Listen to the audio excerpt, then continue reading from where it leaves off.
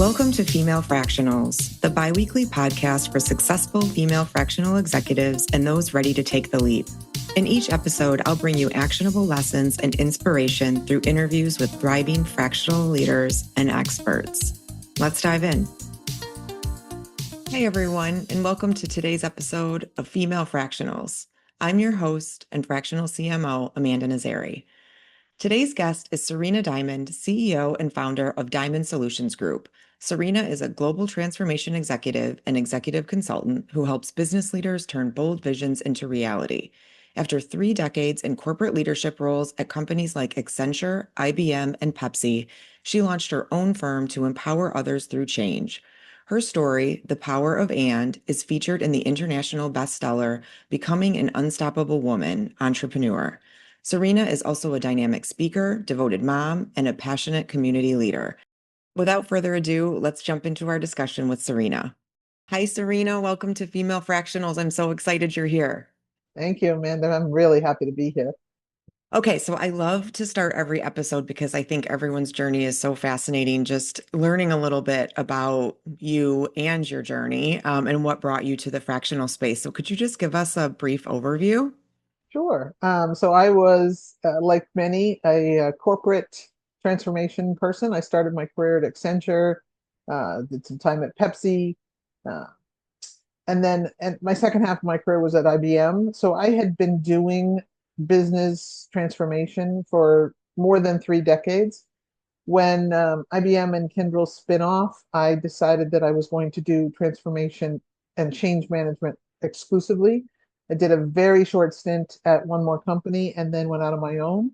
And I have never looked back. 3.5 years later, I'll never go back to corporate at this point. I have just loved every minute of the goods and the bads, the bads being learning opportunities, the goods being opportunities to celebrate. So That's great. I love it. Well, congratulations on the thank you. success.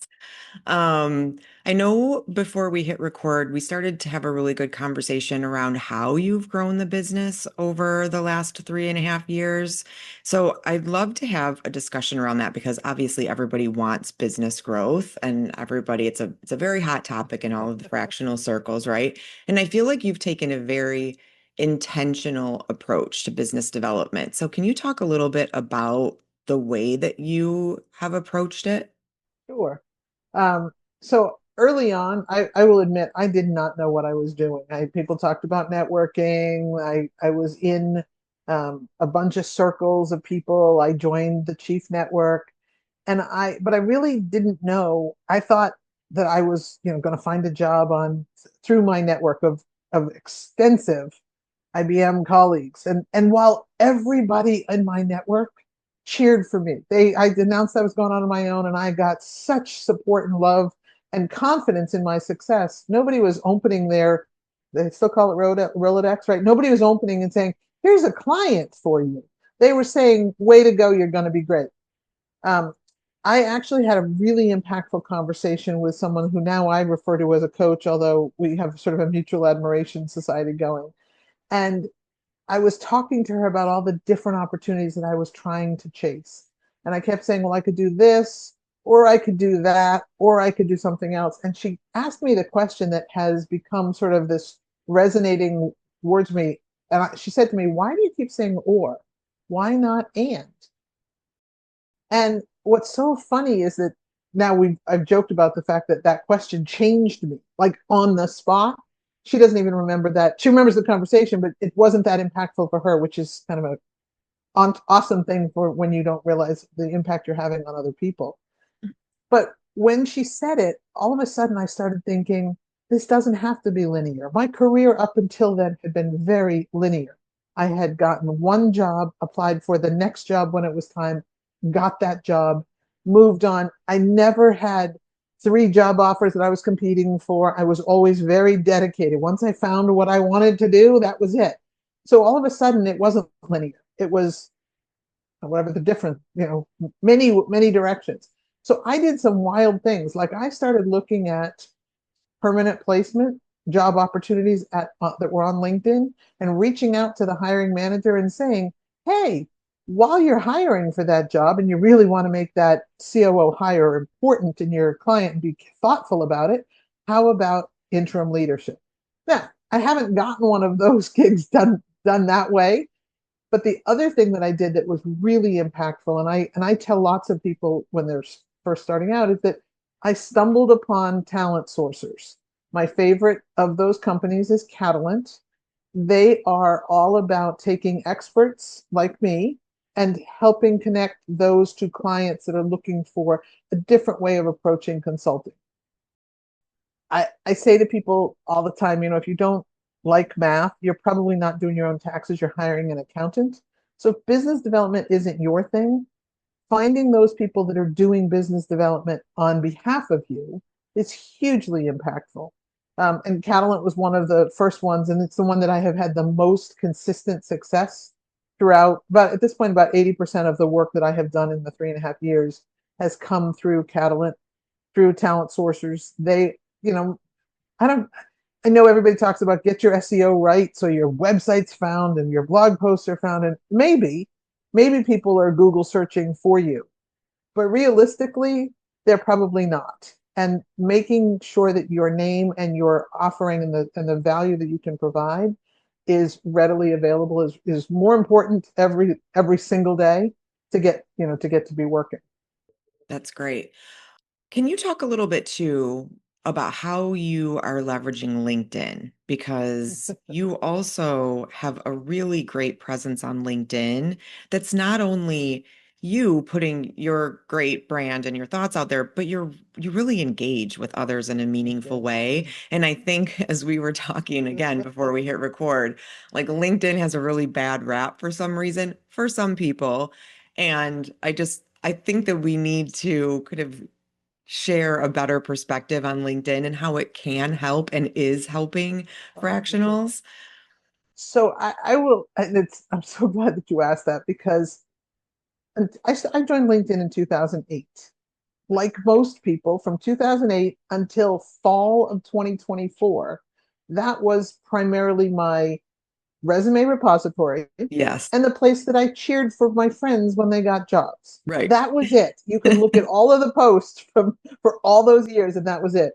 And then I was inspired by Melissa Cohen, who's most people know on LinkedIn at this point, who turned her career trajectory completely in COVID, and she is a LinkedIn advocate and a personal branding expert. And she helps a lot of fractionals and solopreneurs find their way on LinkedIn.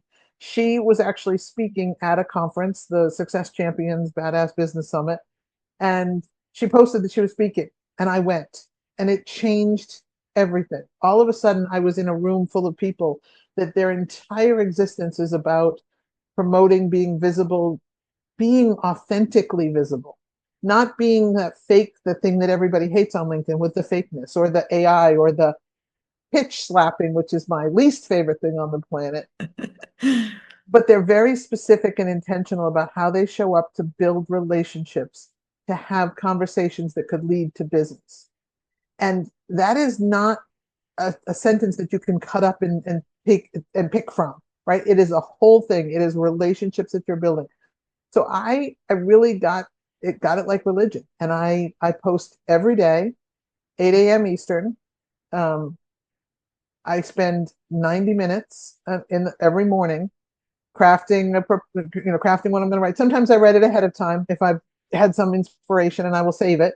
I have a whole. We were joking about your my mosaic of post-its. I have a whole mosaic of post-it ideas for LinkedIn when I get to it. And it's not all business. Most of the time, about 80% of what I post is business tips, hints, advice, guidance for leaders and leadership development. And it is intentional to be giving away what I know. I cannot serve everyone, but I Yep. know that I can help more people than when they're listening. And then the other 20%, usually on Thursdays, is a more personal reflection, something that's going on either in my life. I posted about moving to the almost beach house that we built, which shockingly, those are the posts that get the most interaction. They do. But because people like to see people. And when you're in a fractional position, People are hiring you, they're buying you. And so if you are constantly just posting your business acumen or an article or reposting articles as that's their exclusive presence that you have in the one place where over 1 billion people are doing business. Now, you can say whatever you want, and they're not all showing up and they're not all active. But even if 10% of 1 billion people, that's 1 million people, like people, that's a lot of people. And I joke about the fact, and I posted a couple of times at this point, that if you spell my name right, I am the only Sarena Diamond on LinkedIn. Mhm. Gotta love that, right? The thing that was a lesson for me, I had a client, CEO, had reached out to me and said to me, I have a friend from a colleague who is looking for a CFO in Europe. Any chance you know anybody? I said, I actually do. And so I connected them and I sent him, he sent it to me on email. I sent him back an email and I referenced her LinkedIn account and I sent her email address. And he came back to me almost immediately and said, she's not very active on LinkedIn. Now, there is so much that I hear about people saying CEOs aren't on LinkedIn, COOs aren't on LinkedIn. Think again. They may not be actively posting every day. They may have internal communications people posting for them, but they are there doing business, or at least in that business lens. And this was a perfect example. Now, of course, I said, well, she's German and she's an introvert, so maybe that's why she's not very good. But what was really funny, he didn't share her contact information, or if he did, she never got contacted from the client. And then I think about the lost opportunity for not having a solid presence, something that you don't have to post every day, but you have to be consistent. You have to be actively there because that's where business is being done. It really is an extension of your brand. It truly is. 100%. Yeah, I have seen it. I have seen it work time and time again for fractionals and beyond. So I'm a huge proponent of LinkedIn, and as we discussed, the backlash I do not agree with. A lot has changed, I think, in the business landscape in the last, 3.5 years or even 5 years, right? Since Yeah, for before you sure. made Right. the shift into this new world. Um, can you just share a little bit of your perspective on like the fractional movement and just the difference between like fractional and it always used to be interim and Right. when you're selling, are you having to make that very distinct you're gonna you have to define it when you are selling like I am coming in as a fractional, not an interim, or how does that work when you're talking to people? Do you find that people are understanding it now more than when you first started? I don't know that they're understanding it. I always look at it as they don't need to be burdened by the term or the terminology. But Mhm. I will say to them when they're asking for part-time, something that is a fraction of the week.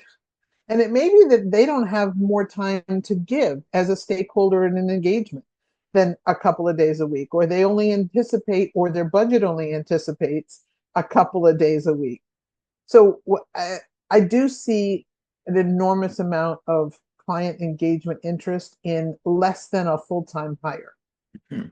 And I say to people all the time when because I have done an interim engagement twice where I was the interim leader for a COO position, and that meaning in between a full-time hire or on the way to growing to a full-time hire for both of those, right? I often say to people, fractional is part-time for as long as you need me. Interim is full-time for a short time.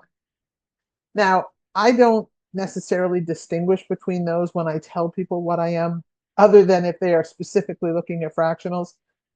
When I first started and I joined Fractional United, I think I was like number 237 or something crazy when the first set it started. It was that low. And I think they're up over 100,000 people at this point. Mhm. The movement in the last 3.5 years, it's really exciting to me because what that says is there's enough of us that have a level of expertise that we are willing to go out on our own, and it's hard to be a solopreneur no matter what you're doing, that we're willing to go out on our own to help other people and other clients without the stipulations and the walls of a corporate W-2 job.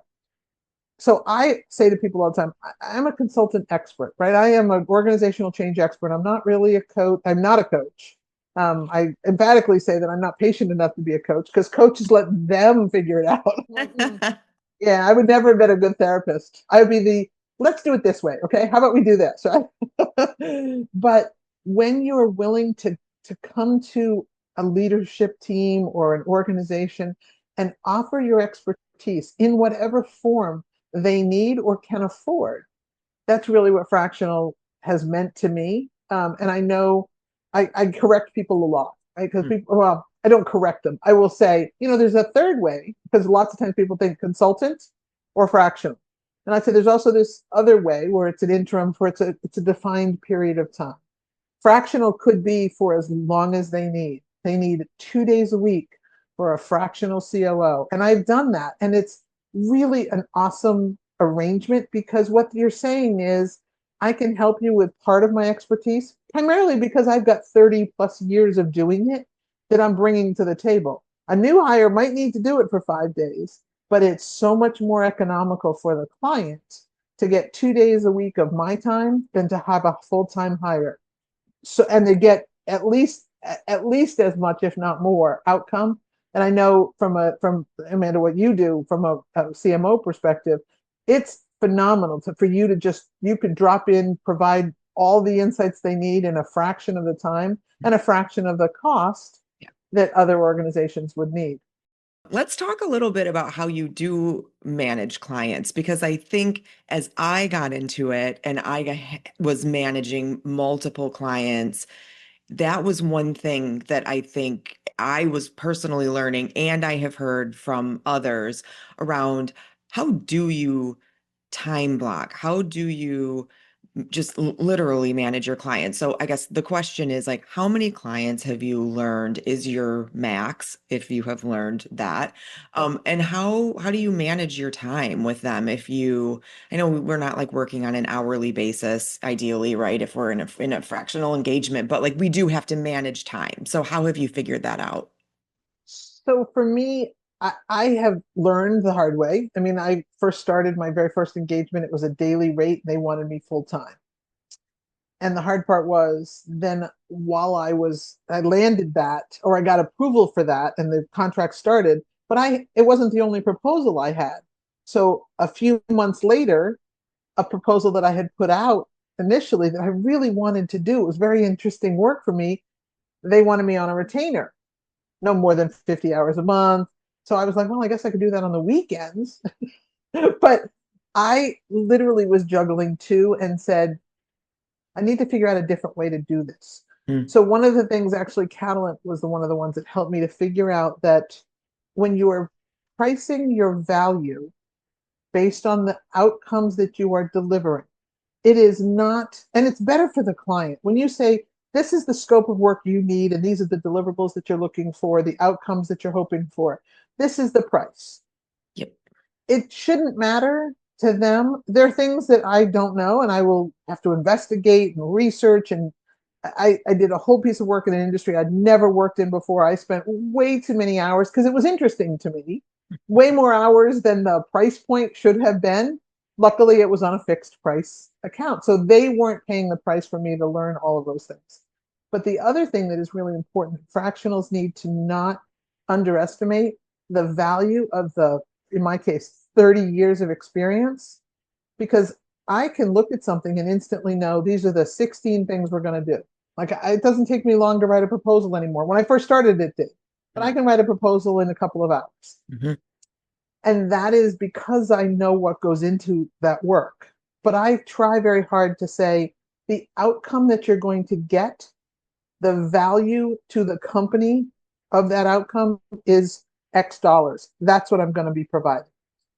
So I don't like to do hourly. I really don't like to do hourly. Every now and then someone will be like, well, I want it to be hourly. And I can estimate how much time we're going to spend together. Mm-hmm. But hourly is a very corporate time-based. We're going to be meeting and then we're going to have this. And it's never a good use of anybody's time to say, let's be 8 hours a day for 5 days a week. Okay, are you going to be sitting with me? We're going to be collaborating and co-creating every one of those 8 hours, because I have lots of insights that will come to me at 10 o'clock at night, and I'll jump up and I'll go, wait, let me write this down. Am I punching a time clock for that? Like, this isn't a lawyer attorney kind of arrangement. Um, and no shade on attorneys, but there's, if I'm going to answer an email, Right. well, that's 6 minutes. Like this, it becomes really, really ridiculous. And I don't know anybody that loves the attorney relationship when you're getting billed, $3.50 an hour and every fraction thereof. It's the same kind of thing from this. My expertise is not an hourly moment, because I never stop thinking about the client challenge. I went for a run this morning and solved the question that a client had asked me yesterday. And I'm like, oh, if I was hourly, I would be trying to bill them for that. And that, to me, just, it sort of cheapens the experiences that I'm bringing to the table. So I prefer that. Now, you asked about the number. I have right now probably the most that I've had in a while, because I didn't have some, I wasn't working. I didn't work. I moved earlier in the year, and I allowed it to not be the first priority. So I was doing a lot with speaking and with podcasting, but I wasn't driving for I was still, pitching intermittently, but it wasn't an everyday, oh my gosh, I need to find more work days. It So now I do. I have more than I've had in the past. So I've got 4 clients actively, but because they are outcome based. I can time box that. I can say all of the deliverables for this one client I'm going to work on Saturday, and I get it done. Hmm. Um, and it allowed me. Yesterday, I went and spent the morning at a Vistage group and delivered a workshop. If I'm billing a client for hourly, I would feel guilty about doing that, and that's not fair to them. So Yep. I think people have to balance it out themselves, but absolutely don't underestimate the value of the outcomes that you're delivering, because that's the crucially important part. Yeah. I love to talk about pricing strategy on this podcast because I think it's one of the trickiest things to figure out when you're first starting is figuring out how to price exactly what you said, pricing for your value, not pricing to win the work, which everybody always wants to win their first project, right? So you're always, I feel like, going to underbid on your first project and have that like first, like, oh, I totally underbid myself. And now I'm kind of stuck in this situation. I've heard it time and time I again, and it's know, just me a too. huge lesson learned. But then ultimately over time, you definitely learn to price for value, and it's just so important and so freeing and opens up so much, I think, just for you and your business and so many like important learnings. For sure.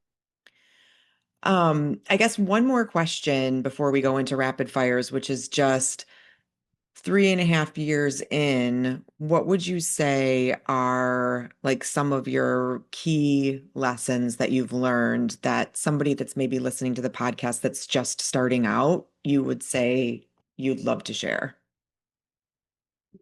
Probably the most significant lesson, which, if you're a solopreneur, I have yet to meet a solopreneur that does not have heavy DIY DNA, right? They're going to bootstrap it. They're figuring it out on their own. I try and tell those people, pause, do not learn the lessons from the people that have come before you the hard way. Learn them the easy way. Get on people's calendar. Have a virtual coffee. There is nothing I like more than having somebody say, "Hey, can I pick your brain for 30 minutes?" I average about 10 virtual coffees a week, and intentionally helping those behind. There's that image about, helping when you get to where you're going, turn around and help the person behind you. It is so important to all of us, but it's really important to solopreneurs to say, okay, who could be who's the best person that I know on pricing? If I don't know somebody, do a little quick search on LinkedIn. Who's talking about pricing for solopreneurs? Spoiler alert, it's Aaron Halper. But who can tell me about business development? Let's talk about that.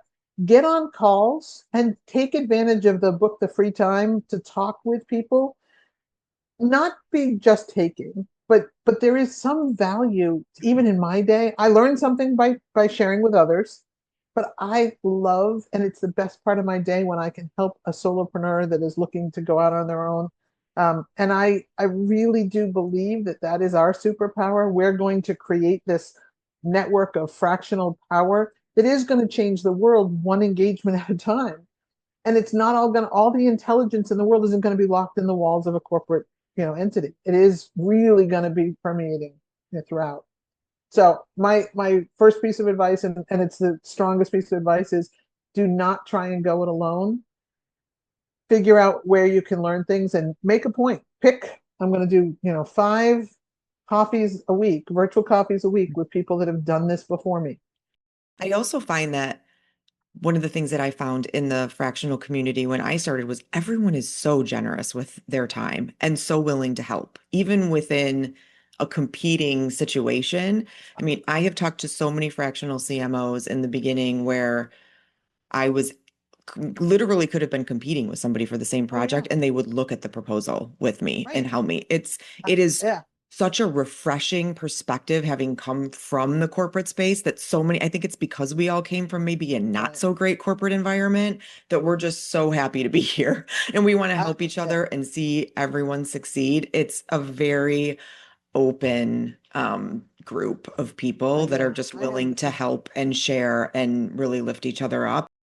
Okay, let's jump into our rapid fire round of questions. So these are meant to be answered in one word or one sentence or less. Although I have to say it's either me or the guest that doesn't ever follow through because I just always am so interested in people's answers. So we'll give it a shot.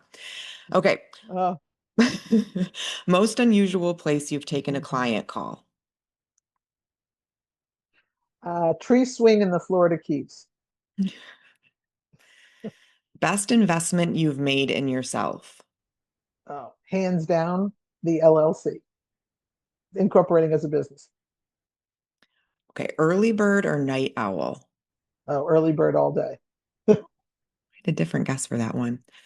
Favorite way to celebrate a win? Buying something for my house that I will see every day. If your career was a movie title, what would it be? Becoming unstoppable. Maybe you could like make that movie or write that book. I feel like that's a really good one. Okay, most embarrassing song on your playlist. Oh gosh. Tony Bennett, it's not really just one song, it's the whole playlist. It's Tony Bennett's Playground CD from my kid's childhood. He sings with Kermit the Frog. Come on. Okay, and finally, if you could master any skill, what would it be? I would pay real money for somebody that could teach me to whistle like this. I can't do it. I would really, and I've been trying my entire life. I wanted to do that. I can whistle great. Whistle with my fingers. Oh my gosh, I feel like I'm going to steal that because I would love to. You could just really draw any crowd at any time I if you could do know. that. Yeah, I that. just and it makes me this way. Yeah. Any place where you put your fingers in your mouth and make that really loud whistle. That would be my skill. I know. Oh my People are gosh. like, oh, superpowers, flying. Nope, nope. I just want to whistle. That might be my favorite answer to date. That is fantastic. Okay. Thank you so If much. people do want to reach out to you, how can they do it? And I will make sure I link to it in the notes. I mean, like everybody, I have a website, I have emails, but the best way is spell my name right. And I'm the only Sarena Diamond on LinkedIn. It's Sarena. And when I say right, that's how my mom intended it. So that's how it was right. That is fantastic. Thank Thank you you. so much. This has been such a great discussion. I know it's been a while since we had first scheduled it, but it was definitely worth the wait. Thank you so much. Thank you for being such a wonderful part of the fractional community. And I look forward to talking to you again in another 3.5 or 5 years when Diamond Solutions Group is still thriving. So thank you for Thank being you such a so great much. guest. Thanks so much.